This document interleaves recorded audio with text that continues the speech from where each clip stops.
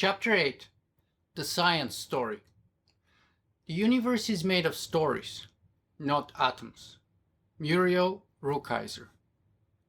About 13.5 billion years ago, matter, energy, time, and space came into being in what is known as the Big Bang. The story of these fundamental features of our universe is called physics. About 300,000 years after their first appearance, matter and energy started to coalesce into complex structures called atoms, which then combined into molecules. The story of atoms, molecules, and their interactions is called chemistry. About 3.8 billion years ago, on a planet called Earth, certain molecules combined to form particularly large and intricate structures called organisms. The story of organisms is called biology. About 700,000 years ago, organisms belonging to the species Homo sapiens started to form even more elaborate structures called cultures. The subsequent development of these human cultures is called history. Yuval Harari. After Benjamin Franklin disarmed the gods by inventing the lightning rod, science has been the means by which humanity has first dethroned and then replaced God altogether. Today, breakthroughs in big data, AI, synthetic biology, genetic engineering, and neuroscience are all pushing us closer to godhood. Many scientists are confident that defeating aging, creating mind uploads, AI, GMO humans, and radically new engineered organisms are simply a question of when, not if. This is why Stuart Brand noted that we are already gods, so we might as well start behaving as such. And so we have. Humanity has never wielded more power, for we live in the most scientifically advanced century in the history of our civilization. Paradoxically, it is also the most dangerous century not only for countless species going extinct, but also for our own existence. But how can that be? Isn't science good both for us and the world in general? In this chapter, I will spell out and deconstruct the science story. I will then look at its implications and finish by arguing that science on its own has not and cannot ensure our progress or future survival. An initial bullet point outline of my ambitious and very tricky argument could look like this. 1. Science is unable to set its agenda and priorities.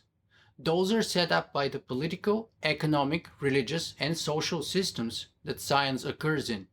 As Leto Atreides II says in Frank Herbert's Children of Dune, knowledge, you see, has no uses without purpose, but purpose is what builds enclosing walls. 2. Science is equally unable to decide what to do with its discoveries because it does not deal with purposes and has no morality of its own. To inform its priorities and to apply its discoveries, science needs a story, and this story is the result of an alliance with some religious, political, or economic ideology. Thus, it is story that determines what is to be funded and what is to be done with scientific discoveries. For instance, the space race in general and the Apollo program of putting a man on the moon in particular are a great example of doing science for clear political reasons. 3.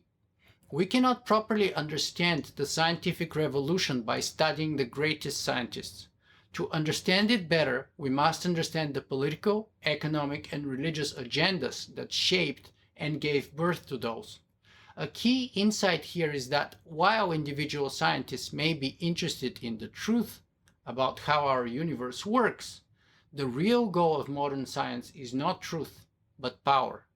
Hence the phrase, usually attributed to Francis Bacon, scientia est potentia, that is, knowledge is power. Just one example is Leonardo da Vinci, who wrote everything in a mirrored code because he was not interested in scientific progress. Leonardo's goals were a lot more prosaic: to make himself and his employer, the prince, more powerful and more famous. Furthermore, as a species, we humans prefer power to truth. That is why we spend far more time and effort trying to control the world than trying to understand it. Even on those rare occasions when we do try to understand it, we do that in the hope our understanding will make it easier to control. So clearly, we don't seek knowledge, we seek power. Unfortunately, the more power we possess, the greater the strength of character we need in order to use our power wisely in a non-destructive manner. Alas, looking at the damage we've caused to the climate and biosphere, our growth in wisdom is evidently lagging far behind our growth in power. In the long run, that kind of ever-expanding unbalance is likely to turn out not merely destructive, but even suicidal. Some say it already has. 4.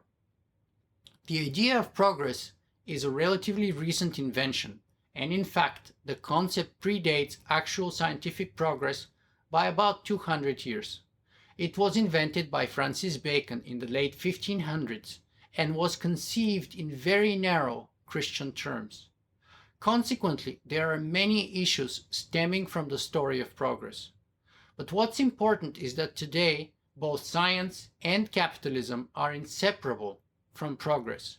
The idea that everything is always getting better and that the next generation will necessarily be better off than the previous one. The idea that the pie will always grow bigger and things will always get better, however, goes against everything we know from science, be it physics, biology, chemistry, and so on. For example, how will a pack of wolves behave if they believe that the supply of sheep is always going to grow no matter what the wolves do? And physics says that there is a finite amount of energy in any system, so it is impossible for things to keep growing infinitely. As Frank Herbert says in Dune, the concept of progress acts as a protective mechanism to shield us from the terrors of the future. 5.